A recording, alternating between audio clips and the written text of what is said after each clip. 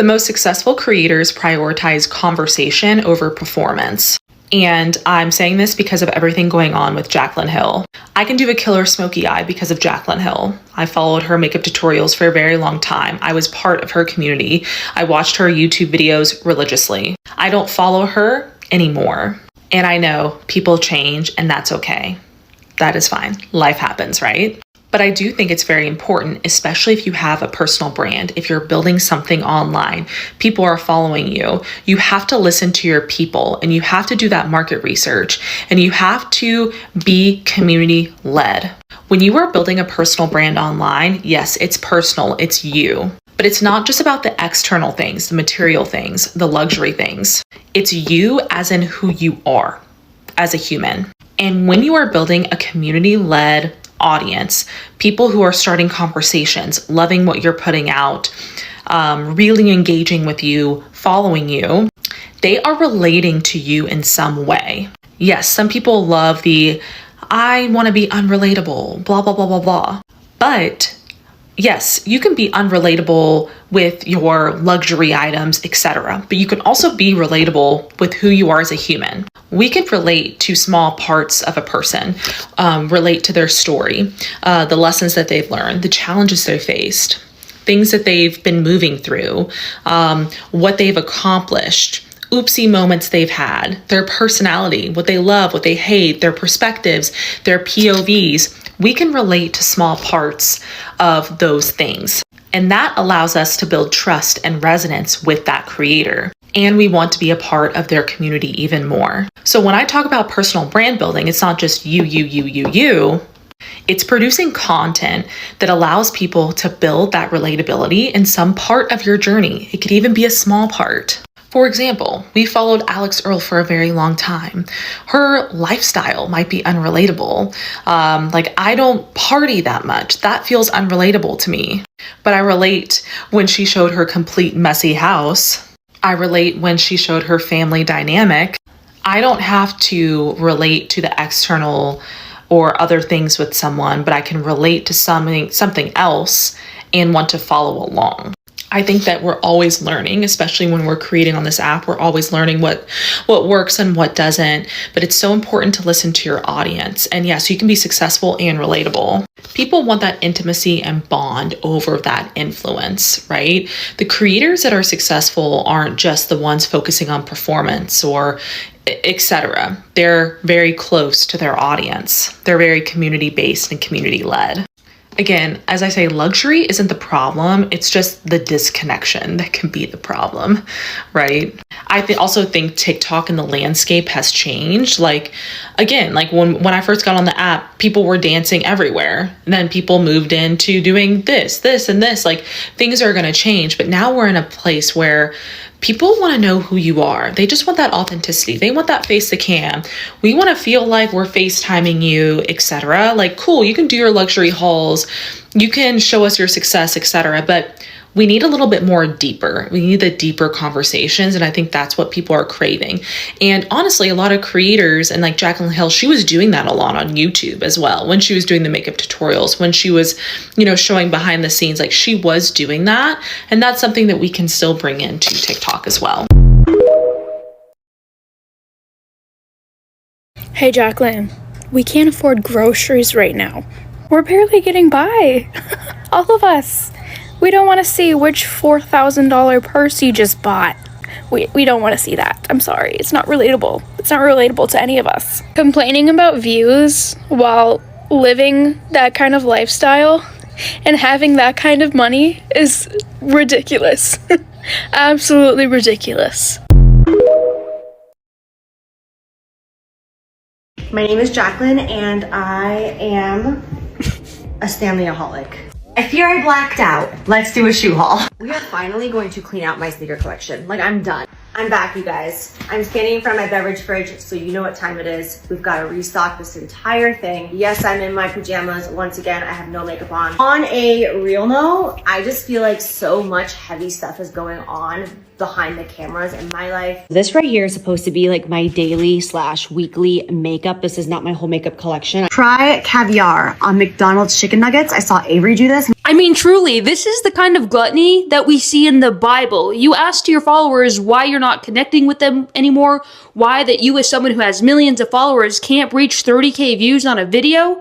It's because District 12 is tired of watching District 1 spend their entire year's salary in one day and then hop on the internet and complain about it, stating, oh, well, you know what, I have too much stuff and I never use it, and oh, woe is me, such a burden. Anyways, let me package up some of my secondhand goods and send it out to you District 12 members. I mean, your whole entire content is about pushing hyper-consumption to people who can't even afford to feed themselves. No one is watching this stuff anymore. It might have worked, 10 years ago when you first started, but we've gotten into the day and age where absolutely anyone can become an influencer. Anyone can pick up their phone and start creating content. And people are now gravitating towards normal folk who represent their everyday life. And that's just not you. You're out of touch. My name is Mercedes Chandler. Hope this helps. Give me a follow. You won't see my face again. Thank you. Goodbye. My name is Jaclyn, and I am a Stanley-aholic. Hi, Jaclyn. I'm gonna open up my new designer bag, and then you guys are gonna tell me if I should keep it or not. Do we love her? Shit. You guys, our built-in project is finally done. We moved into this house 14 months ago, and this wall was completely blank. We finally have all of our shelves and all of our lighting complete and ready to be styled. Make it pink! I'm back, you guys. I'm standing in front of my beverage fridge, so you know what time it is. We've got to restock this entire thing. Raquel, all this for one night? Don't be cray-cray. My morning stuff is in the car. We are finally going to clean out my sneaker collection. Like, I'm done. I fear I blacked out. Let's do a shoe haul. So I did something bad. Whoops. I bought the St. Laurent leather jacket. Oh my God. Okay. Oh my God. Okay, so this right here is supposed to be like my daily/weekly makeup. This is not my whole makeup collection. I have an idea. Hang a bunch of lip boo-boos from your Christmas tree, and you'll get a lot of views. It's giving out of touch. It's giving unrelatable. It's giving, in this economy, some people can't even afford groceries, Jaclyn. You're posting shoe hauls. I bought this really expensive purse that's worth more than someone's salary for half a year. I did my wall. Oh my God. Restock my refrigerator full of 1,000 beverages with me. A lot of us are just drinking water. It's not like it was before. Sometimes you just gotta move on. Michaela, the supreme of the beauty industry right now, she posts 5 videos a day. You don't live stream. That's a way to connect with your followers. You don't review makeup anymore. Other influencers kept going. You stopped. The reason why Jaclyn Hill's views have gone down and why her content is not seen as being relatable is not because she does luxury hauls all the time, although that doesn't really help in this economic environment, is because she's a registered Republican, she's a Charlie Kirk supporter, and yet, back in her early days, she was on food stamps. So, this is the thing. In this political environment, what we've learned is that there are two types of people in this country now. There are the people that care about others, and there are people that only care about themselves. And her actions and the people she supports show us that she's one of the people who only cares about herself. And that's not relatable. It's not something that we want to support. It comes across just icky. And so we're uninterested in influencers like that anymore. So you can do the luxury hauls. You can do the unattainable lifestyle. There's still an audience for that because it's interesting. A little bit of interesting insight into a life that maybe some of us will never attain. It's not that. It's that you don't stand for anything. You don't fight for anyone. You don't use your platform to advocate for groups of people that are suffering because you don't care, because you're in that category of people, clearly. That's what her problem is. I was not made aware that there was a smaller Canadian creator with an online platform that had that exact same spelling within the brand name. Until we had placed an order for everything, for the blankets, for the robes, for the pajamas, for the socks, for the slippers. And then that's when I was made aware of the spelling being the same. The second that I was made aware of the situation, my team and I reached out to her directly to try to make this right. And we never heard back from her. And I completely understand why, because I would be pissed off if I was her as well. All right, the situation sucks. I'm just giving feel like this is a great example of new thinness meanness. Formerly unattractive that have now become attractive with these new weight loss medications, and they're not nice. They're mean. That is the ugliest effing. The fact that you would even discuss my looks is insane. I'm a bad bitch. Always been a bad bitch. The fact that Jaclyn Hill got on here and talked about how people scroll past her content and don't engage with their content anymore, and she just doesn't understand why, right? Okay. And then multiple people got on there who are still following her, commented and were like, you know, I love you, but it's just like you're sitting here buying purses that are worth my entire yearly income, and it's just not relatable. I'll scroll past it, you know, giving her advice like if you just make relatable content again, yada yada. And she's like, bags worth more than your income? I also post dupes and more affordable. We can't afford the dupes. We can't afford the affordable stuff, baby. Have you seen the economy? People are struggling to buy food. You think we're gonna buy the dupes? Like it's giving out of touch. It's giving like, no, but you don't get it. No, you don't get it. People are out here wondering how they're gonna buy Christmas for their kids, okay? And you're sitting here complaining about how you're feeling left out of TikTok. Babe, you don't need the TikTok income. You will be okay. And the fact that people are literally sitting here trying to give you constructive criticism that might help, and you're responding to every single one with a tude. Like you're the victim. Like we should feel sorry for you. And you know, maybe your content is now catered to other people. And maybe those people just need to find you, because it ain't us.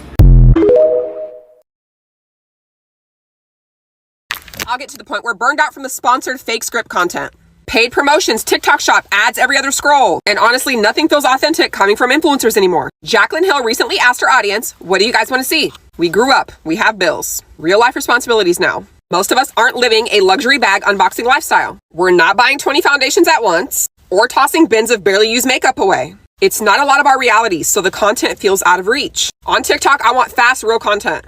Get to the point. Make me laugh or teach me something. I do not want to feel like I'm being sold to every time I scroll. Just bring back raw content. Not everything has to be well lit or aesthetic. Less hauls, less links, less luxury items. People want posts they can actually relate to. I personally don't mind seeing a luxury item here or there, but don't expect that content to be relatable to majority of your audience. Everyday routines, products real consumers use, clips that feel human rather than curated. When we ask for dupes, we're not asking for $180 instead of $200. We mean cheap. I mean, I can buy it and still comfortably put gas in my car dupe. People aren't turned off by you. They're turned off by the content that doesn't reflect real life anymore. So thank you everyone. So if you really enjoyed the video, please drop a like, a comment in the comment section. Seriously guys, I don't even know what to say about this, but I'm just gonna give my own 2 cents.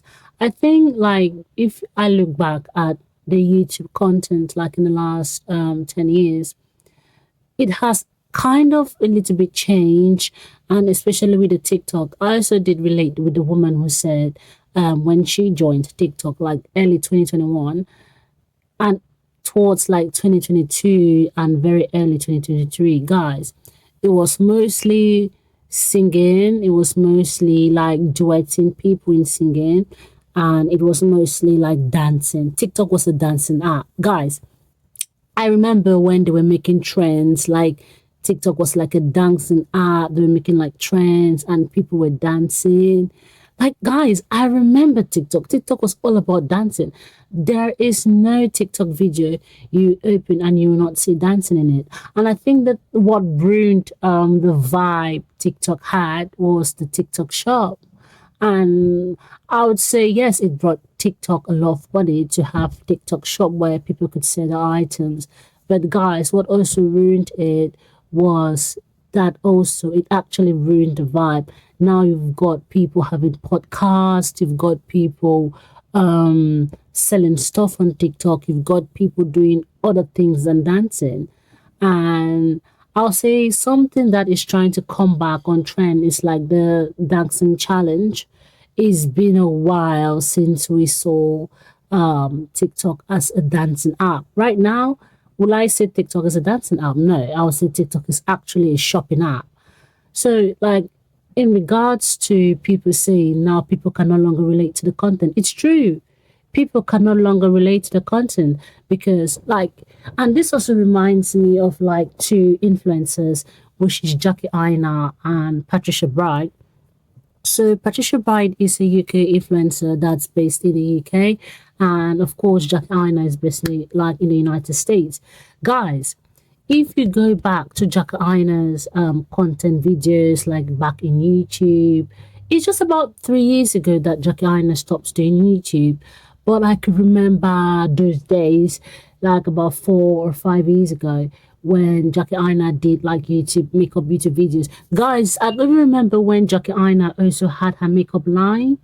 I don't know, that didn't really fare well, did it? And also I can remember when she invited like celebrities to come try out her makeup, like Naomi Campbell and everything. Also with Patricia Bright, like she had like even 2 YouTube channels where she taught about finance and money.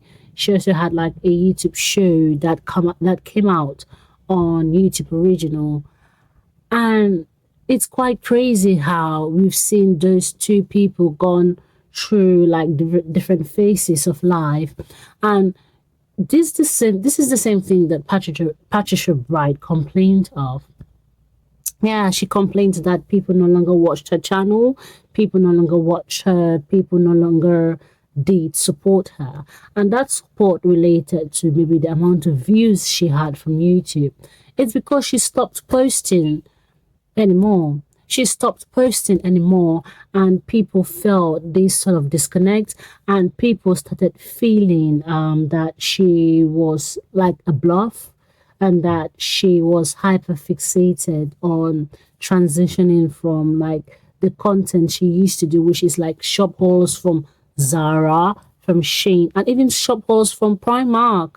Guys, she knew that those sort of videos actually did perform well with her audience, but she even admitted in one video that she was no longer really, she didn't really have any interest in doing it again, because she wanted to like transition into like luxury content, and it actually didn't even really work. It didn't really work. And I think, to be fair, yeah, when she was saying all of this, I would say in a kind of way I see her point, because you're having two people at her own set of the like end of the spectrum. People are not really relating to her anymore. While with Jackie Aina, what she did was, how she did it was, even though she did prioritize